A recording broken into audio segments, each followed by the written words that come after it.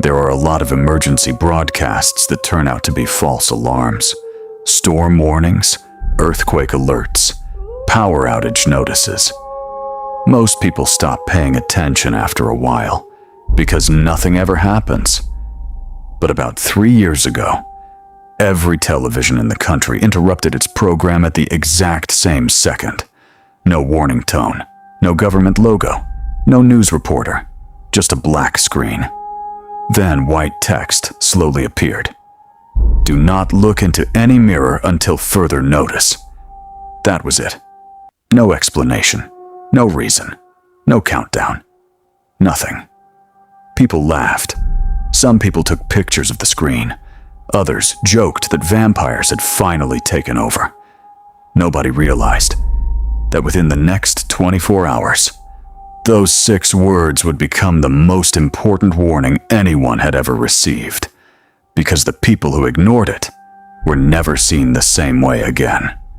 I remember exactly where I was. Friday night, almost midnight. I had fallen asleep on the couch while an old movie played in the background. The television suddenly became silent. Not muted. Silent.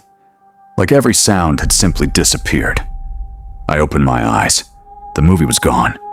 Instead, there was a completely black screen. No channel logo, no subtitles. Nothing. A few seconds later, white letters slowly faded into view. Do not look into any mirror until further notice. I waited for the explanation. None came. After about 30 seconds, the message disappeared. The movie continued exactly where it had stopped, almost like nothing had happened. At first, I genuinely thought I had imagined it, until my phone started vibrating. It wasn't just one notification, it was dozens. My family group chat, friends from work, neighbors, even people I hadn't spoken to in years. Every message was asking the same question. Did your TV just show that? What was that broadcast? Was this a hack? One friend uploaded a photo of his television. Another uploaded a video. Every single screen showed the exact same message. Same words. Same font. Same timing. Different cities. Different television brands. Different channels. It didn't matter what people were watching. Sports, movies, cartoons, news. Every program had stopped at exactly the same second. Social media exploded almost immediately. People were making memes before the broadcast had even ended. Someone edited Dracula wearing sunglasses. Another person posted a picture of every mirror in their house covered with towels. The comments were filled with jokes. If mirrors are dangerous, what about my bathroom sink? What if I close one eye? What about sunglasses? Millions of people were laughing. Nobody sounded afraid. The whole thing felt ridiculous. Honestly, I laughed too. Looking back, I wish I hadn't. About 20 minutes later, I got up to brush my teeth. I walked into the bathroom without thinking. Then I froze. The mirror. For the first time since the broadcast, I actually remembered the warning. It felt stupid, completely irrational. But I hesitated. I stood there staring at the sink, trying not to accidentally raise my eyes. I remember laughing at myself, out loud. Seriously, it's just a mirror. I leaned forward, turned on the faucet, kept my eyes down, brushed my teeth, then walked back out, without looking. Not because I believed the warning, just because I suddenly didn't feel like testing it. The next morning, every news station was talking about it. Television companies claimed they had been hacked. Government officials denied sending the message. Cybersecurity experts couldn't explain how every broadcast network had been interrupted simultaneously. Nobody claimed responsibility. Nobody knew where it came from. Even stranger, the original recording couldn't be found. Every station had lost those 30 seconds. It was as if the broadcast had never existed. Except, millions of people had watched it happen. By noon, the warning had become the only thing people were talking about. Schools dismissed students early, not because anyone was in danger, because nobody could focus. Every conversation somehow ended up back at the same question. Why mirrors? Some stores actually started covering large mirrors, not because they believed the warning, but because customers kept asking them to. Clothing stores taped paper over dressing room mirrors. Hair salons closed for the day. A shopping mall near my apartment even shut off the lights around every cosmetic display. Nobody wanted to admit they were scared, but everyone was acting differently. Of course, the internet treated it like a challenge. Influencers started live streams. Watching a mirror for 1 hour. Nothing happened. Government prank confirmed. Millions tuned in. Some stood in front of bathroom mirrors. Others filled entire rooms with mirrors just for views. People laughed, donated money, left comments making jokes. Most of those streams ended normally, but a few ended without explanation. The camera stayed on. The chat kept moving. But the person simply walked away from the mirror without saying a word. They never came back to end the stream. One of those live streams happened only a few blocks from where I lived. The creator wasn't famous, just a college student. About 5,000 people were watching. Around 43 minutes into the stream, he suddenly stopped talking. He stared at the mirror, completely still. No blinking, no expression. After almost an entire minute, he quietly stood up, walked out of frame. The door closed. That was it. His viewers waited. 5 minutes, 10 minutes, an hour. He never returned. Police later searched the apartment. Everything was still there. His wallet, his keys, his phone, even his shoes. The only thing missing was him. That evening, emergency call recordings began leaking online. Most were fake. Some were obviously edited. But one recording, everyone agreed sounded real. A woman was crying, barely able to speak. She kept repeating the same sentence. "My reflection? It's still in there." The operator asked what she meant. The woman whispered. I walked away, but it didn't. Silence. Then heavy breathing. The operator tried calming her down, asked if anyone else was inside the house. The woman answered, "No." A pause.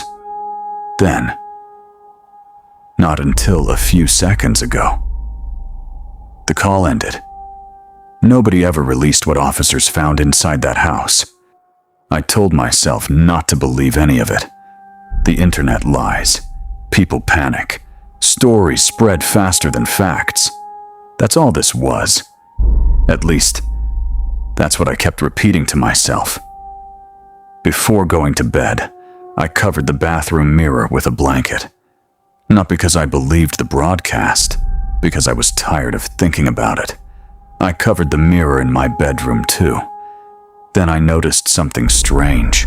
The television screen. It had turned itself on again. There was no picture, just a black screen. For a second, I thought I saw someone standing behind me. I spun around. The room was empty. When I looked back, the television was off. I didn't sleep much that night. The next morning, I woke up to sirens, lots of them. Police cars filled the street. Neighbors were standing outside in silence. Nobody was shouting. Nobody was crying. They were just staring. The family across the street had called the police before sunrise. Their 16-year-old daughter had vanished overnight.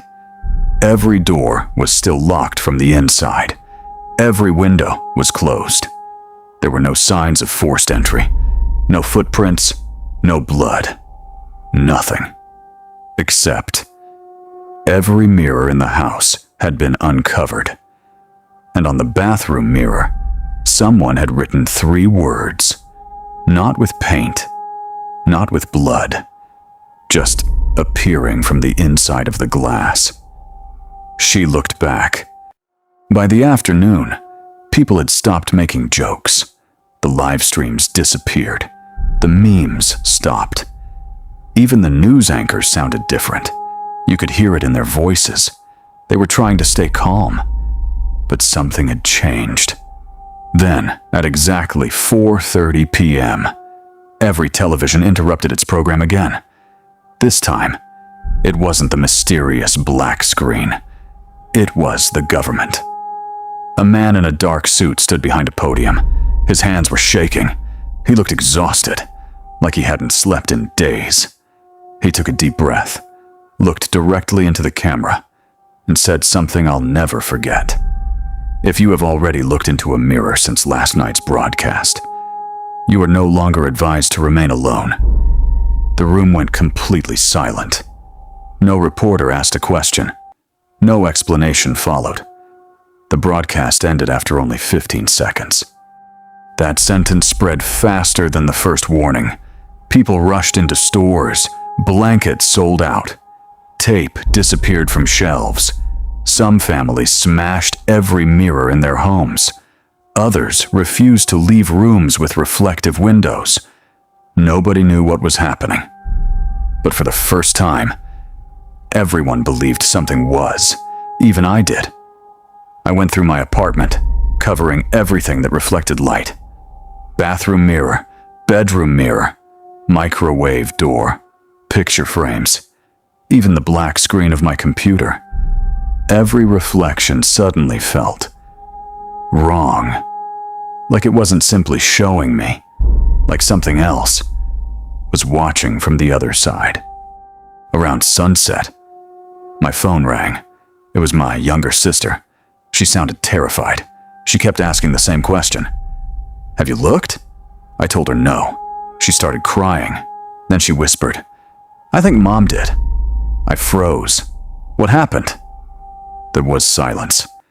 Then, "She's acting normal. Too normal." I asked what she meant. My sister took a shaky breath. "She keeps smiling at mirrors, even when she's not standing in front of one."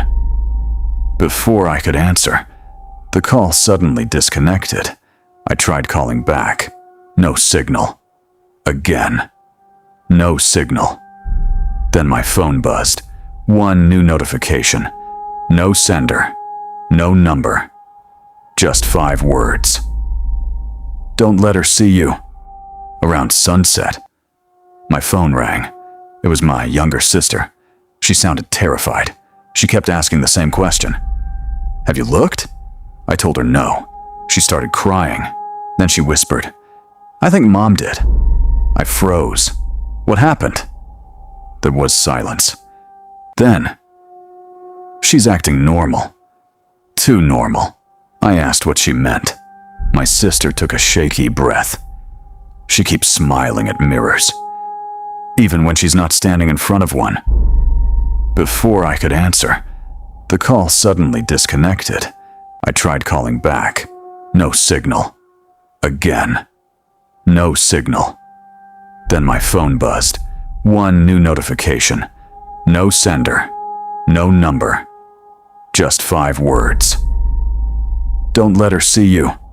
That night, I locked every door, turned off every light, sat in complete darkness.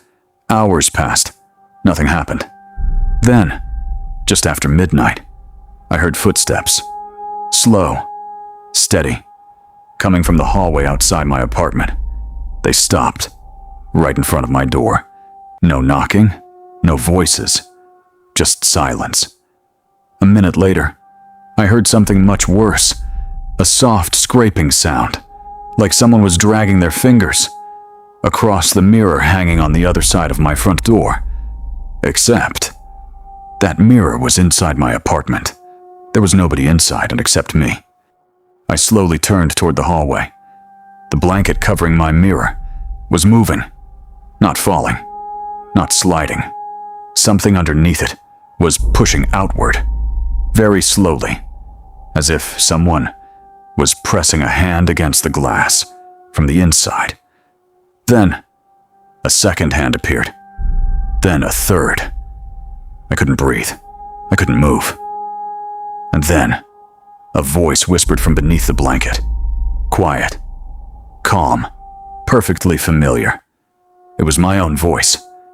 It said, "Why are you afraid of your reflection?" By the third day, the government finally admitted something nobody expected. The broadcast wasn't a warning. It was damage control. Because whatever had started had already happened long before anyone turned on their television. And the people who had looked into a mirror weren't the first victims. They were simply the first ones to notice. I barely slept that night. Every time I closed my eyes, I heard my own voice. The same voice that came from beneath the blanket covering the hallway mirror. By sunrise, the apartment was completely silent. The scraping had stopped. The whispering was gone. For a moment, I convinced myself it had all been a nightmare. I walked to the window. Usually, my street was full of people leaving for work, children waiting for school buses, neighbors walking their dogs. That morning, there was almost nobody. Cars were still parked where they had been the night before. Front doors stood open. Some houses had every curtain closed. Others had every window smashed. The silence didn't feel peaceful. It felt abandoned. At exactly 8 o'clock, every television interrupted its program again. This time, the government didn't deny anything. There was no attempt to reassure the public. The official on screen looked pale. His eyes kept moving, as if someone behind the cameras was telling him what to say. He unfolded a sheet of paper, took a deep breath, and began reading. If you have looked into any reflective surface after the initial broadcast, do not remain isolated. If family members begin behaving differently, do not confront them. And under no circumstances, allow them to stand in front of a mirror. He stopped reading, looked directly into the camera, then quietly added, "They are aware when you are watching." The screen immediately went black. I stared at the television for several minutes. That last sentence wasn't on the paper. He had spoken it on his own. "They are aware when you are watching." I looked toward the hallway. The blanket covering my mirror was moving again, very gently, back and forth. There were no open windows, no air conditioner, nothing that could make it move. I wanted to pull it off, to prove there was nothing there. Instead, I stepped backward, and that's when my phone rang. The caller ID showed only one word: Mom. But when I answered, the voice on the other end wasn't my mother's. It was mine. I stared at the television for several minutes. That last sentence wasn't on the paper. He had spoken it on his own. "They are aware when you are watching." I looked toward the hallway. The blanket covering my mirror was moving again, very gently, back and forth. There were no open windows, no air conditioner, nothing that could make it move. I wanted to pull it off, to prove there was nothing there. Instead, I stepped backward, and that's when my phone rang. The caller ID showed only one word: Mom. But when I answered, the voice on the other end wasn't my mother's. It was mine. I couldn't say a word. My hand tightened around the phone. For several seconds, neither of us spoke. Then, the voice finally broke the silence. It sounded exactly like mine. Same breathing, same accent, even the slight pause I always made before speaking. It whispered, "Don't answer when she knocks. My heart immediately started racing. I pulled the phone away from my ear, looked at the screen.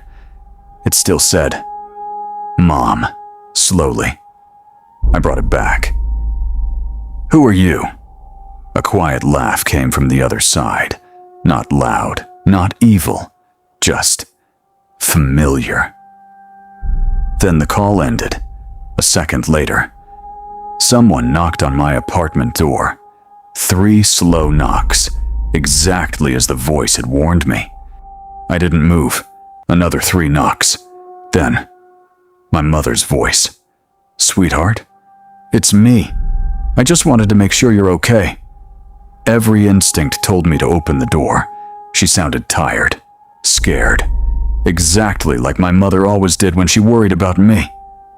I walked closer. Carefully, without making a sound, I reached the peephole, then stopped. The government's warning echoed inside my head. Do not confront them. I don't know why, but instead of looking through the peephole, I stepped back. Another knock. This time, a little harder. Then silence. Complete silence. 5 minutes passed. 10. Finally, I gathered enough courage to look outside through the window beside the kitchen. The front entrance of the building was visible from there. No one was outside. Whoever had knocked was already gone.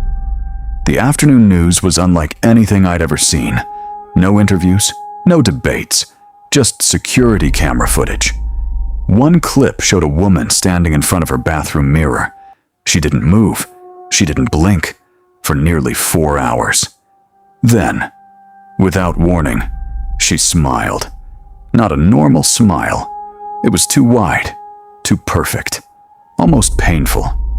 She slowly stepped away from the mirror, walked toward the front door, and left. She never returned home. Another clip showed a man inside an office restroom. He leaned toward the mirror. Suddenly, he recoiled in horror. Then he ran, as fast as he could.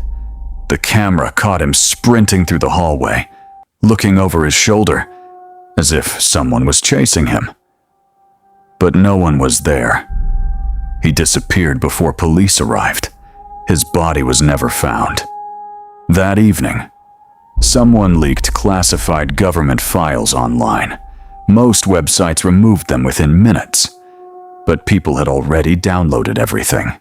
The documents were old, really old. Some dated back over 40 years. The photographs showed entire buildings, with every mirror covered by heavy black fabric. Hospitals, military bases, schools. One report kept appearing again and again. It had the same title every time. Reflective containment failure. No explanation, just that title. And underneath it, one sentence. Do not allow the reflected subject to establish prolonged eye contact. No one knew what it meant, but everyone interpreted it the same way. The government had known about this long before the broadcast. Night came faster than usual. Or maybe it only felt that way. I checked every blanket covering every mirror. Everything looked normal. Until I entered my bedroom.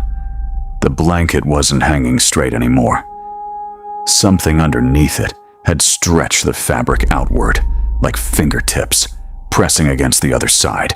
One finger, then another, then another.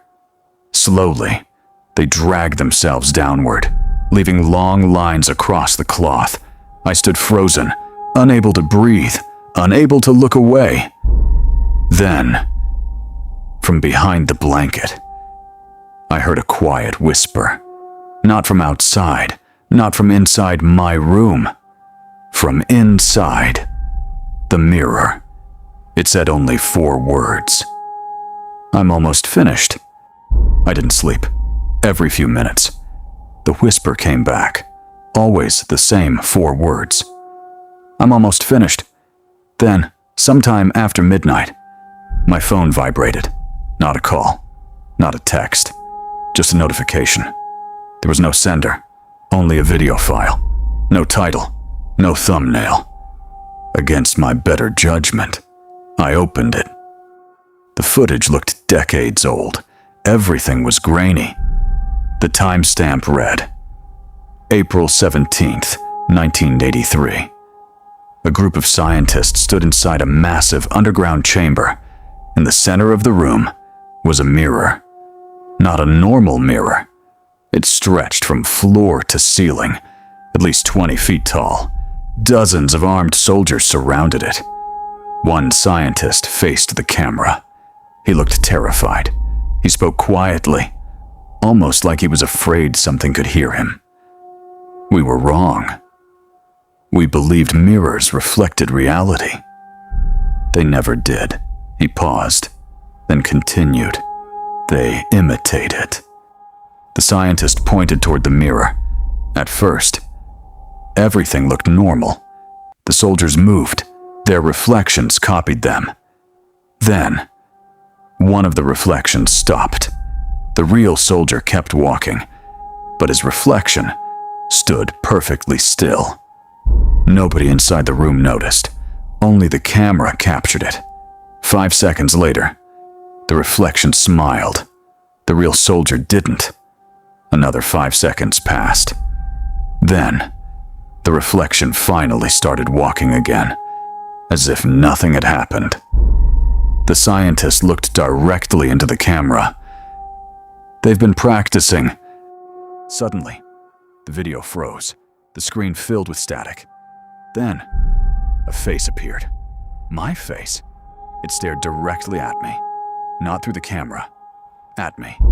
Like it knew I was watching. Then it spoke. Slowly. Clearly. You've watched long enough. I know how to be you now. The phone screen went black. At that exact moment, the blanket covering my bedroom mirror fell onto the floor by itself. I looked up before I could stop myself. For less than a second, I saw my reflection. It was smiling. I wasn't. Then, it raised its hand. A full second before I did.